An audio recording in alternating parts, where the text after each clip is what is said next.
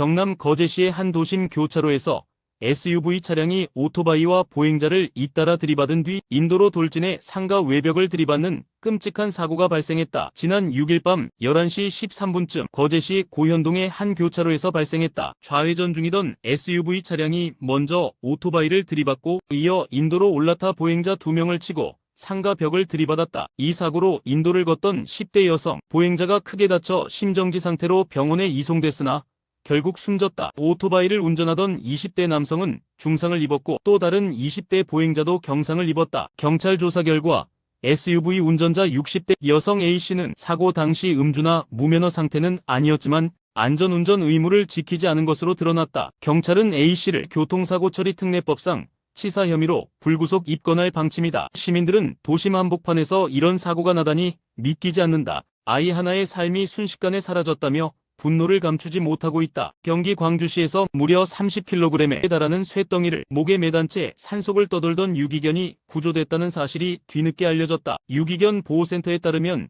지난달 초 믹스견 한 마리가 운동기구 바벨 원판 2개를 목줄에 단 채 동네를 배회하다 주민 신고로 구조됐다. 목줄이 연결된 쇠덩이의 무게만 해도 약 30kg에 이르는 것으로 확인됐다. CCTV 확인 결과 이 강아지는 며칠간 산속을 쇠덩이와 함께 헤매다 탈진한 채 마을로 내려온 것으로 드러났다. 발견 당시 다리에는 피가 나 있었고 극심한 탈수 증세를 보였다고 보호소 측은 전했다. 이후 강아지는 시 보호소로 옮겨졌지만 입양에 실패했고 현재는 사설보호소에서 새로운 가족을 기다리고 있다. 놀랍게도 견주는 보호소에 나타나 기둥이 없어 바벨 플레이트에 개를 묶어뒀는데 개가 스스로 끌고 나갔다며 학대 의도가 없었다고 해명했다. 그러나 보호소는 이를 명백한 동물 학대 행위로 판단해 경찰에 신고 접수했다.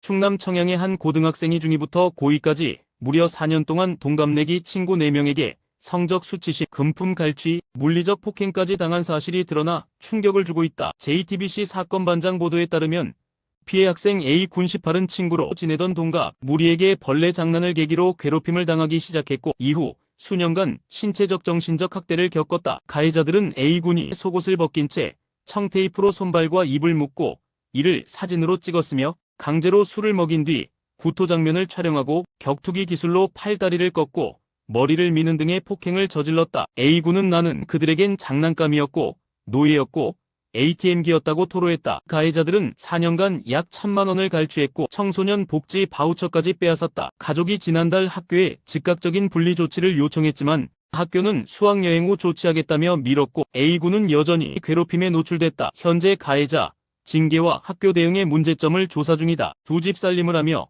사실혼 관계의 여성과 딸을 상습 폭행하고 감금한 70대 남성 A씨 77에게 징역 2년의 실형이 선고됐다. 청주지법 형사 6단독은 A씨가 특수협박, 가정폭력범죄처벌법 위반 등으로 구속기소돼 실형을 선고받았다고 6일 밝혔다. A씨는 2019년부터 청주의 한 아파트에서 사실혼 관계의 여성 B씨 64와 딸 C씨 24를 상대로 수차례 폭언과 폭행을 일삼아왔다. 이유는 황당했다. 인사를 하지 않았다거나 친정집에 다녀왔다는 이유였다. 그는 급기야 손톱기로 찍는 신용을 하며 죽여버리겠다고 협박했고 C씨방에 숨은 B씨를 자물쇠로 약 6시간 동안 감금하기도 했다. 법원은 그에게 접근금지 퇴거 명령까지 내렸지만 A씨는 이를 무시하고 19차례나 B씨에게 접근, 주거지에 머물거나 찾아갔다. 재판부는 과거에도 같은 피해자에게 가정폭력으로 형사처벌을 받았음에도 반복 범행을 저질렀다며 장기간 지속된 범죄의 중대성을 고려했다고 밝혔다. 40대 여성 정모씨 49는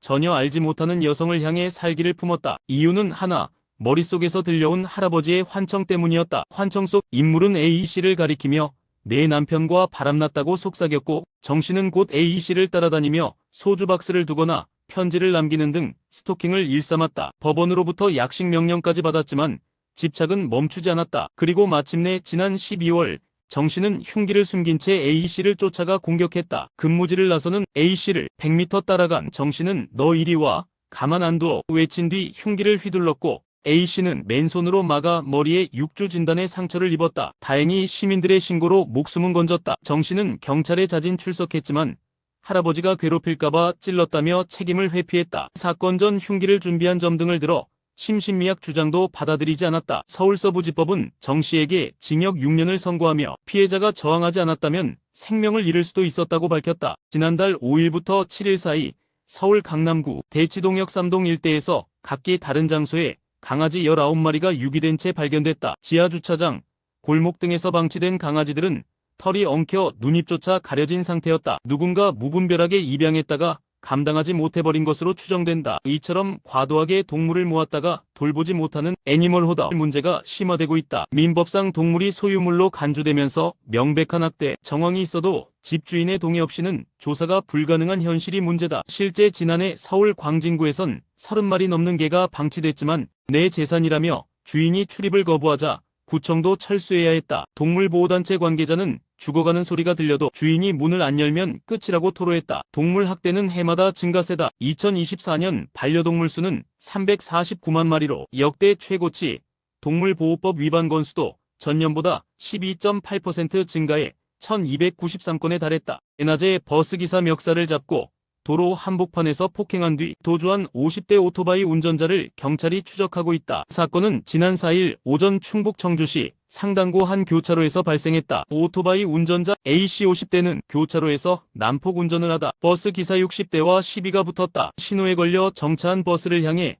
A씨는 오토바이로 버스 앞을 가로막은 뒤 기사에게 다가가 멱살을 잡아 인도로 끌고 나갔다. 제보자에 따르면 A씨는 술 냄새를 풍겼고 버스기사가 경찰에 신고하려 하자 이를 막으려 주먹과 발로 수차례 폭행한 뒤 도주했다. 버스기사는 머리와 몸 여러 부위를 다쳐 병원에서 치료받고 있다. 해당 남성은 일대에서 문제를 자주 일으키는 인물로 알려져 있으며 인근 시장 상인들과의 마찰도 잦았다는 증언이 나왔다. 경찰은 현장 인근 CCTV와 목격자 진술을 토대로 A씨의 행방을 쫓고 있다. 이 사건은 교통 혼잡이 심한 대낮 번화가에서 벌어져 시민들의 불안감을 키우고 있다. 최근 한 뷔페 레스토랑에서 어린아이를 잠깐 봐달라는 부부의 요청이 거절되자 부부가 폭언을 퍼붓고 직원들에게 소란을 피운 사연이 온라인에 공개됐다. 뷔페 직원 A씨에 따르면 해당 뷔페는 36개월 이하 어린이는 무료 입장 가능하지만 문제의 아이는 외모와 말투로 봤을 때 4세 이상으로 보였고 이에 증명서류 제출을 요구했다. 아이 엄마는 발육이 크다며 우겼고 매니저는 난처해진 끝에 결국 입장을 허용했다. 하지만 아이 엄마는 음식 가지러 가는데 애 좀 봐달라며 직원에게 아이 돌봄까지 요구했다. A씨가 정중히 거절하자 아이 엄마는 소리를 질렀고 매니저가 지시해 결국 직원이 아이를 잠시 봐주게 됐다. 아이 아버지가 돌아오자 직원이 자리를 떴고 아이 엄마는 왜 가냐며 화를 냈다. 이후에도 아이 엄마와 아빠, 조부모까지 직원들에게 반복적으로 아이 돌봄과 서비스, 미흡을 강하게 요구하며 폭언을 쏟아부었다. 가족끼리 교대로 아이를 돌보는 게 상식이라고 토로했다. 서울의 한 자영업자가 새벽 시간대 술 취한 외부인 2명이 장난치다 매장 유리를 깨는 피해를 입었지만 경찰로부터 고의성이 없어 형사처벌이 어렵다는 답변을 들으며 억울함을 토로했다. 자영업자 커뮤니티 아프니까 사장이다에 글을 올린 A씨는 CCTV를 확인해보니 술에 취한 외부 남성 2명이 매장 앞에서 장난치다 유리를 깼고 그 사실을 인지했지만 자리를 떠났다고 밝혔다. A씨는 곧바로 경찰에 신고했으나 경찰은 고의가 아닌 실수로 보여 형사처벌은 어렵다며 민사 절차를 안내했다. A씨는 가해자 신원을 모른 채 민사를 어떻게 진행하느냐며 보험사에 접수하더라도 상대를 특정하지 못하면 구상권 청구도 어렵다고 분통을 터뜨렸다. 또 A씨는 이들이 건물 안으로 들어오지 않아 주거 침입도 안 되고 영업시간 외라 영업방해도 적용되지 않는다고 하더라며 법적 보호의 공백을 지적했다. 일부 누리꾼들은 사람이 고의 없이도 남의 재산에 피해를 주면 책임져야 하는 것 아니냐며 공권력의 소극적 대응에 불만을 드러냈다.